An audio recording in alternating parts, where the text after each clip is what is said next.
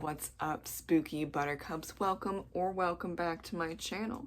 Today's video is the Spooky Scary Skeleton Readathon Week 4 wrap up. And I have one announcement not related to the Readathon, but I'll keep it short because it's not related to the Readathon, but it's a big deal.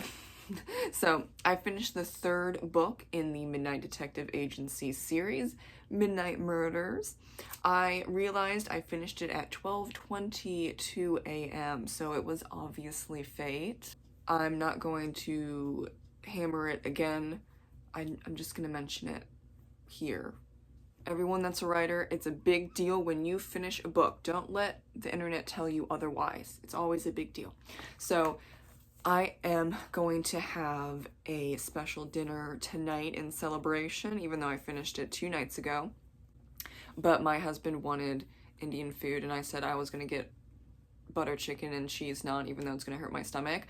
And he was like, yeah, you totally have to have it with me. So that's why it's a little late. But it's also Friday, so hey, celebration. I am thinking about dinner already. And it's just the morning as I'm filming this. So, I'm excited.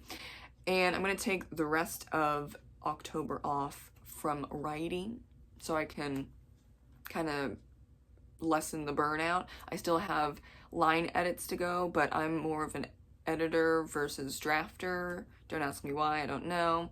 I prefer editing over drafting.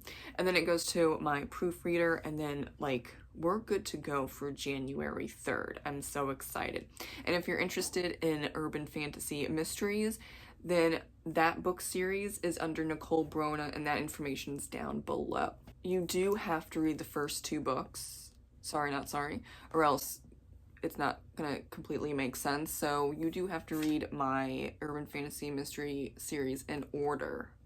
But the first 2 books are already out and waiting for you to enjoy them. Anyway, so we only have 1 week left in October, y'all. And I am glad it's a 5-week month because it's not been great reading. Nope. No. It's really, really sad. The only book part of the Readathon that I originally assigned prompts to was Red Dragon by Thomas Harris, and I did a book review on that. And then American Rapture by C.J. Lead, that is not part of the Spooky Scary Skeleton Readathon, but I pre-ordered it and it arrived October 17th, so obviously I am going to read it. Duh. That was also 4 stars, both of them 4 stars, so I have a review coming up next Monday for that. But that's legit it. I don't even know. I don't know anymore. It's just been an interesting month. I haven't had this bad of a reading month for a very long time. So I don't know what's up with that. Maybe that's the horror that I have taken on by reading a bunch of new authors to just fulfill the prompts that I created.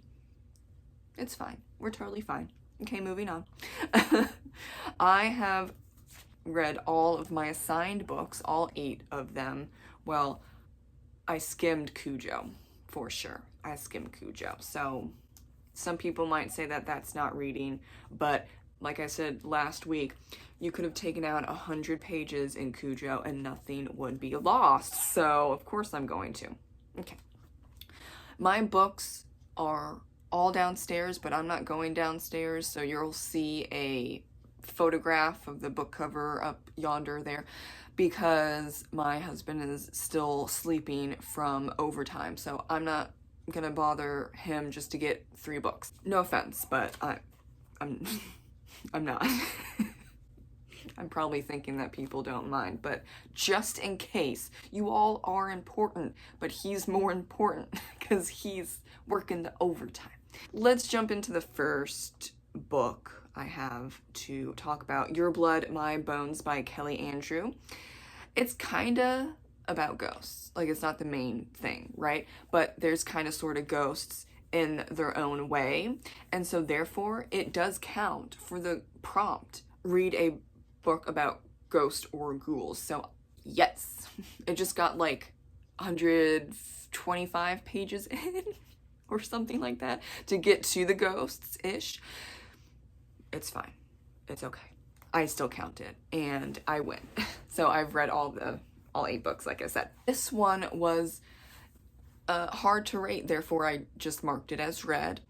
It's very flowery language. It definitely has a fall vibe. It's eldritch horror, which I don't know why I didn't realize that. That can be a hit or a miss for me.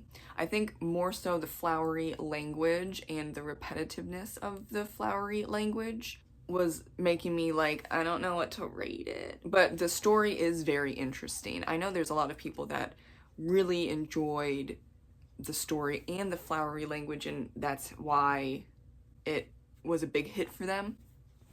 But I'm not a fan of flowery language, no matter what. Like, so I just couldn't figure out a rating, and therefore I just marked it as read. But I do recommend it if you're into eldritch horror, witchiness, fall vibes, and pretty language. So I DNF'd The Book of Lost Things by John Connolly. That was boring and weird in a bad way. I like weird, just not like that. It should have been in first person. The book is an adult novel, but the main character is a child, which that's really hard to pull off, and it wasn't pulled off for me. And all of the main characters are men or boys, but then, ooh, great, the main character, David, kind of sort of befriends a female horse. Like, that's it. Every other female is a bitch. And, you know, I'm not vibing totally with that. And I'm kind of sort of over War II anything. Actually, not even sort of. I'm just over World War II, okay? And this book was set in World War II. And I think it mentions it somewhere in the blurb, but I was recommended the book. So I was like, I'm gonna give it a go. But I DNF'd it by 175 pages, it's whatever. And I didn't rate it, so don't come after me. Then the next book, A Diary of Blood by S.T. Gibson. It's a book with a black cover. I'm fulfilling another prompt. I am currently reading, though, The Ring, and I just forgot the author's name. That book is also downstairs. I was reading it last night. I started it last night, and it's pretty good so far, though the writing is very stiff, and there are